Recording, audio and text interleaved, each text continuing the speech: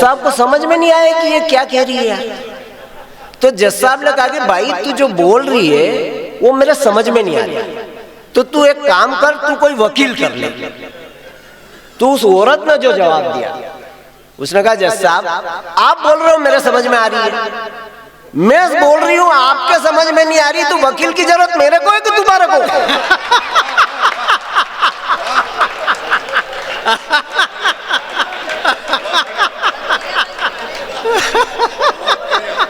औरतें निपटा देती है हमारे इधर। हमारा शिवराज जी ने कहीं एक घोषणा कर दी कि जिसके है ना 2 लड़के होंगे उसको 1 लाख रुपए मिलेंगे।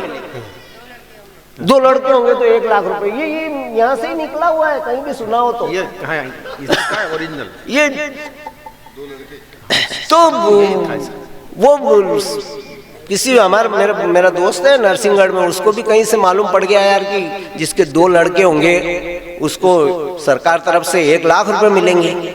उसके एक ही लड़का था, क्या नाम अपन गए थे ना, विजय, हाँ विजय नाम था उसका, उस छोरे का। तो उसने देखा यार अपने को तो 50,000 ही रुपए मिलेंगे दिखे। तो वो उसकी लुगाई के पास गया कि बोले देख एक बात बताऊं, अपने विजय है तो अपने को तो 85,000 रुपए मिलेंगे, तो मेरे से है ना 5 साल पहले वहाँ ब्यावरा में एक गलती हो गई थी।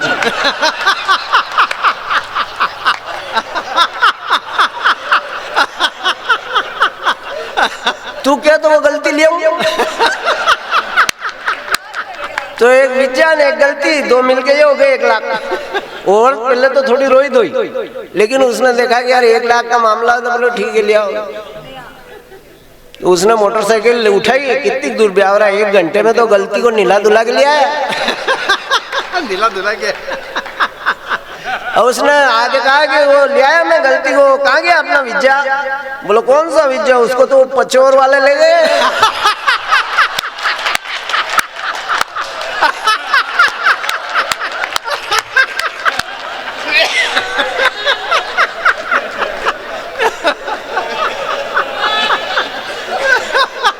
भाई जो गलती तुमसे ब्यावरा में होगी मेरे से पचोर में होगी। औरतें बहुत समझदार, हमारी गवर्नमेंट भी समझती कि लड़कियां ज्यादा समझदार। ये झांसी की रानी इधर, ये तात्या टोपे फोटो खींच रही है। बहुत अच्छा सुन रहे आप लोग। मैं तो आया था 20 साल पहले, अच्छा ही सुना के गया था। मैं तो अच्छा ही सुनाता हूँ। औरतें समझदार, हमारी गवर्नमेंट भी समझती कि लड़कियां ज्यादा समझदार। गवर्नमेंट ने लड़कियों की शादी की उम्र रखी 18 साल और लड़कों की शादी की उम्र रखी 21 साल। मतलब गवर्नमेंट ये समझती है कि जितनी अक्ल लड़कों में 21 साल में आती है,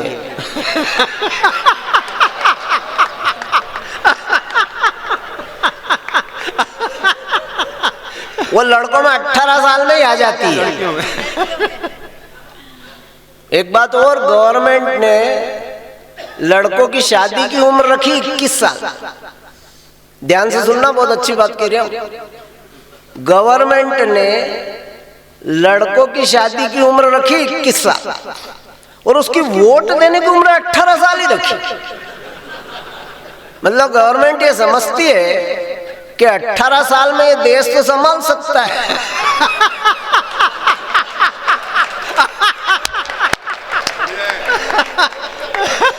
लुगाई नहीं संभाल सकता है। मैं तो साबित करता हूं। स्त्री, सुनो कविता है, प्रकृति की अनुपम कृति है। स्त्री प्रकृति की अनुपम कृति है। मेरे पास भी एक प्रति है। इस प्रति ने मुझसे पूछा मुझसे कितना प्यार करते हो। पत्नी ने मुझसे पूछा मुझसे कितना प्रेम करते हो। मैंने कहा तू कहे वैसे जी जाए, तेरा जूठा जहर पी जाए।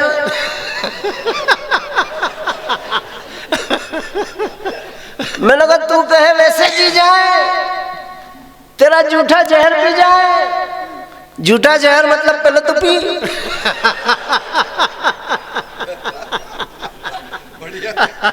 झूठा जहर मतलब पहले तो पी, फिर उस गिलास से मैं पीऊं, तेरे अनुसार जीऊं। बोले मजाक मत करो, सीधी तरह से बताओ मुझसे कितना प्रेम करते हो। मैंने कहा ढेरो। बोले ठहरो। बोलो कि तेरे प्रेम में ऊपर चढ़कर गिरकर मरता हूं। मैंने कहा नहीं, मैं तो अमर प्रेम करता हूं।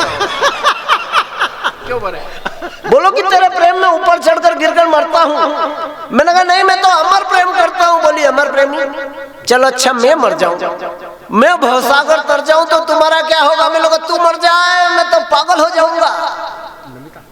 मैंने पत्नी से कहा तू मर जाए, मैं तो पागल हो जाऊंगा। बोली दूसरी शादी का विचार तो नहीं रखते हैं? मैंने कहा नहीं, पागल कुछ भी कर सकते हैं, दूसरी शादी का विचार तो नहीं रखते। मैंने कहा नहीं, पागल कुछ भी कर सकते हैं। बोले पागल प्रेमी, तुम मेरे पति परमेश्वर हो। मैंने कहा बिल्कुल है, बात पक्की है, पति परमेश्वर है, एकदम नक्की है। बोली रहने दो, सुबह सुबह घर से निकल जाते हो, दिन भर मास्टर रहते हो, बच्चों को पढ़ाते हो, तुम्हारी हरकतों से तो कहीं से कहीं तक परमेश्वर नजर नहीं आते हो। बीबी अड़ गई, सुबह सुबह लड़ गई। बोली अच्छा हुआ वो स्वयंवर वाले रीति रिवाज टूट गए और तुम्हारे लिए पत्नी बच्चे जुट गए। अच्छा हुआ वो स्वयंवर वाले रीति रिवाज टूट गए और तुम्हारे लिए पत्नी बच्चे जुट गए, वरना क्या वो शिव के धनुष तुम्हारे बाप से टूटते? वरना क्या वो शिव के धनुष तुम्हारे बाप से टूटते? क्या तुम्हारी शादी के बाजे बजते या पटाखे फूटते? क्या तुम पृथ्वीराज सरी की संयोगिता उड़ा लेते? तुमसे तोरण तो ढंग से लगा ही नहीं, और क्या मछली की आंख में निशाना लगा लेते? मैंने पत्नी को समझाया कि हमेशा लड़ा करती हो, पति पत्नी का साथ तो 7 जन्मों का होता है। बोली इसको 7वां ही समझो। पत्नियां ज्यादा समझदार। मेरे तो पड़ोस के पति पत्नी लड़ झगड़ कर कोर्ट में खड़ा हो, बोले तलाक चाहिए। जज साहब ने समझाया, वकीलों ने समझाया, देखो पति पत्नी एक गाड़ी के 2 पहिए होते हैं। बोले कोई पहिए वहिए नहीं साहब, हमको तो अलग अलग रहना, तलाक मंजूर करो। जज साहब ने कहा ठीक है, तलाक मंजूर, कल से अलग अलग रहना। पति बोला हमारे पास संपत्ति बहुत है, संपत्ति का क्या करें? बोले संपत्ति आधी आधी बांट लो। ठीक है, संपत्ति आधी आधी बांट लेंगे। हमारे बच्चे भी है, बच्चों का क्या करें? बोले बच्चे भी आधे आधे बांट लो। पति ने कहा बच्चे 3 हैं, आधे आधे कैसे बटेंगे? अब जज साहब माथा खुजाने लग गए। जज साहब को समझ में नहीं आया कि 3 बच्चों को कैसे बांटे। पत्नी ने देखा कि जज साहब परेशान हो रहे हैं, 3 बच्चों को बांटने का फैसला नहीं कर पा रहे हैं। पत्नी से जज साहब की तकलीफ देखी नहीं गई, उसने पति का हाथ पकड़ा, बोला चलो साल भर बाद आएंगे।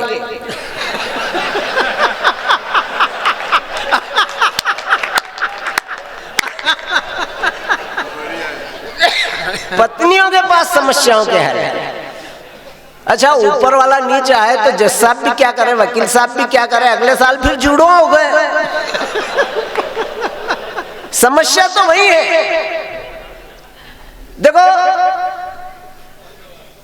समस्या के समाधान की कविता तो भाई ने सुनाई आपको, बहुत अच्छी, जो जिनके पिताजी इतने बढ़िया कवि हैं, मनुव्रत ने बहुत अच्छी कविताएं सुनाई आपको। पाकिस्तान से शुरू किया। मनु और हम एक जंगल से गुजर रहे थे तो शेर आ गया सामने। शेर ने मेरे से कहा कि मैं तुम्हारा खून पीऊंगा। और मैंने कहा जवान आदमी गर्म खून उधर पी। मैं तो बूढ़ा आदमी, बोला नहीं मेरा कोल्ड ड्रिंक पीने का मन है।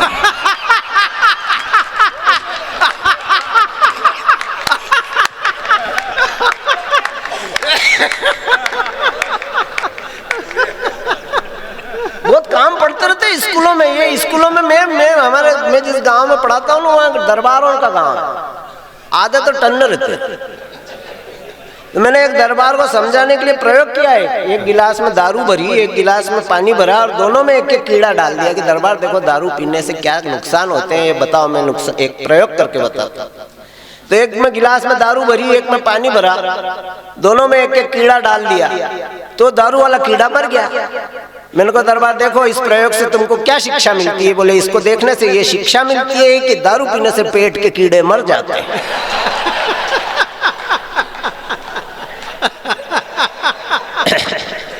लोग अपने अपने हिसाब से अपने अपने फायदे ढूंढ लेते हैं। लेकिन बहुत अच्छी कविता पाकिस्तान की पढ़ी भाई ने। पाकिस्तान कविता है, हम नहीं पढ़ सकते ऐसा नहीं, पर उसका शरीर गवा देता है पाकिस्तान पे वो वीर रस पढ़ सकता है। अपने से नहीं होता यार, अपना शरीर ही गवा नहीं देता है। पर मैं आदमी हास्य रस का हो तो निपटा तो सकता है। देखो 4 लाइन पढ़ता हूं पाकिस्तान, कोई बहुत समझदारी की लाइन नहीं है, ज्यादा सीरियस होने की बात नहीं है। ये कविताएं आती है तो ये कहती रहती है कि एक मुक्तक पढ़ती हूँ आपके दिल पर दस्तक दे, आपके कलेजे पर ठक से लग जाए तो ताली बजाना, ऐसा कहती है हमारी बहुत सारी कवियत्रियां कहती है। एक शेर पढ़ती हूँ आपके कलेजे पर ठक से लग जाए तो ताली बजाना। मैं भी 4 लाइन पढ़ता हूँ, आपके भेजे में भट्ट से लग जाए तो ताली बजाना। वैसा तो दिक्कत, वो मेरे हाथ में बंदूक दी थी, वहां गए श्रीनगर तरफ घूमने फिरने, बोले लो मार साहब थोड़े दिन देश की रक्षा करो। अरे मैंने कहा मेरे को तो इस बंदूक का ये नाली किधर रखना और घोड़ा दबाना मेरे को आइडिया ही नहीं है। बोले बंदूक की नाल किधर भी रख के घोड़ा दबा देना देश का भला ही होगा। तो कुछ ना कुछ दिक्कतें आती रहती, तो वो एक सीमा पे अंडा पड़ा, ये कहीं से लाया है, ठीक है। तो वो अंडा पड़ा तो दोस्ताना व्यवहार तो सब दूर चलता रहता है। यूं तो मैंने वहाँ छुट्टी मांग ली कमांडर से कि मेरे को 10 कवि सम्मेलन करना है, तो मेरे को छुट्टी चाहिए। तो बोले छुट्टी ऐसे थोड़ी मिलती मार साहब, कोई स्कूल थोड़ी है। अरे मैंने कहा वो कवि सम्मेलन करना है नरसिंहगढ़ का, ये भी राष्ट्रभक्ति है। तो बोले 10 क्या 20 दिन की छुट्टी दे देंगे अगर तुम पाकिस्तान के 2 टैंक ले आओ।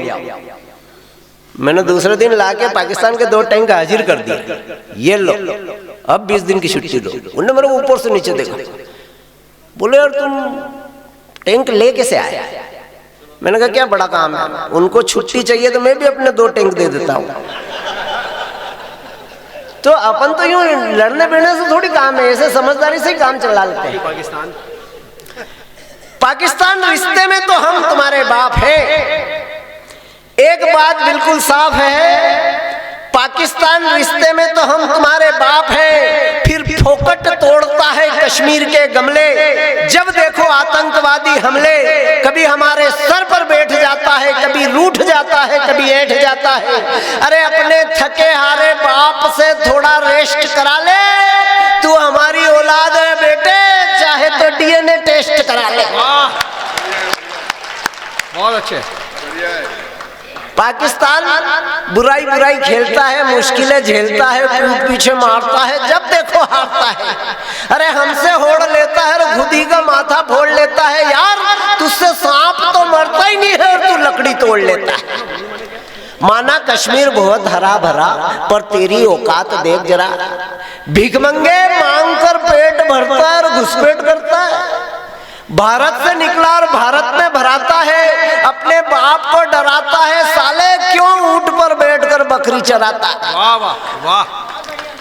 देखो पाकिस्तान का मैं आपको एक बात बताना चाहता हूं, राम और रावण दोनों की राशि एक, दुष्ट को निपटना था, निपट गया रावण।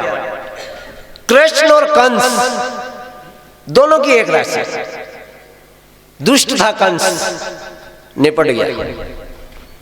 एक साथ नरेंद्र और नवाज, निपट गया नवाज।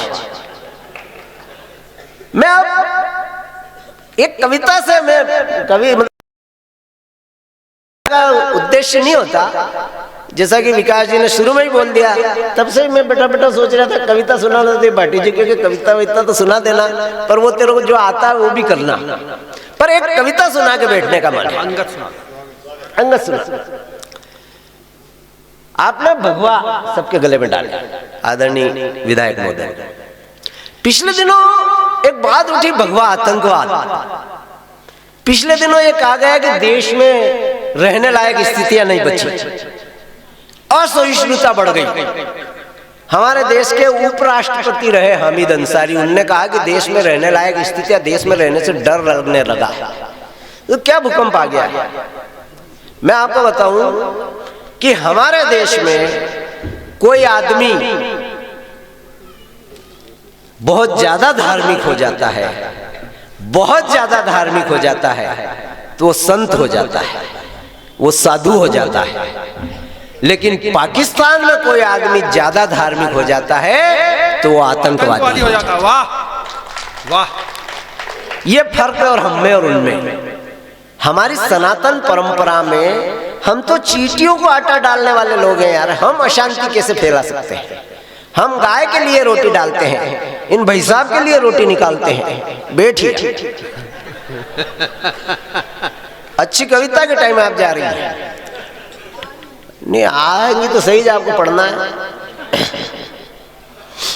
खैर, तो मैं अच्छी कविता के माध्यम से मैं ये कहना चाहता हूं कि हमारी सनातनी परंपरा में हमारी माता सीता का अपहरण हुआ और उसके बाद भगवान राम शांति दूत बना करके अंगद को पहुंचा रहे हैं। ये हमारी परंपरा है। कृष्ण 5 गांव दे दे, अगर कौरवों के पास गए कि 5 गांव दे दे तो हम युद्ध नहीं करेंगे। ये हमारी परंपरा है और हम पर ये आक्षेप लग रहे हैं कि हम युद्ध चाहते हैं। बस माता सीता का अपहरण हुआ, अंगद को दूध बना करके पहुंचाया गया। 1.5 मिनट की आपके बीच एक कविता पढ़कर बैठना चाहता हूं, सुनना मित्रों। भाई, रावण यदि समझौता करे स्वीकार, 1.5 मिनट चाहता हूं बस, आप लोग ध्यान दे, आपका आशीर्वाद मिल जाए बस। रावण यदि समझौता करे स्वीकार तो छोड़ो यार, कैसा युद्ध कैसी तकरार। शांति का अंतिम प्रयास किया प्रभु श्री राम ने, मर्यादा पुरुषोत्तम करुणा निधान ने। अब की बार बाली पूत अंगद होंगे शांति दूत। रावण की संसद और उसमें भीम का है अंगद। रावण को समझाया बुझाया, दुष्ट को न समझना था, न समझ पाया। तब आक्रोशित अंगद ने पैर जमाया रावण के दरबार में। बता रावण कितनी ताकत तेरी तलवार में, चुनौती देता हूं तेरे किसी सूरमा की शक्ति, रत्ती भर भी मेरे पैर की परिस्थिति को बदल देगी तो राम की सेना सीता को हार कर अयोध्या की तरफ चल देगी। देखो हमारे भगवान पर विश्वास देखो, संगत का पत्नी किसकी और चुनौती कौन दे रहा है? चुनौती देता हूं तेरे किसी सूरमा की शक्ति, रत्ती भर भी मेरे पैर की परिस्थिति को बदल देगी तो राम की सेना सीता को हार कर अयोध्या की तरफ चल देगी।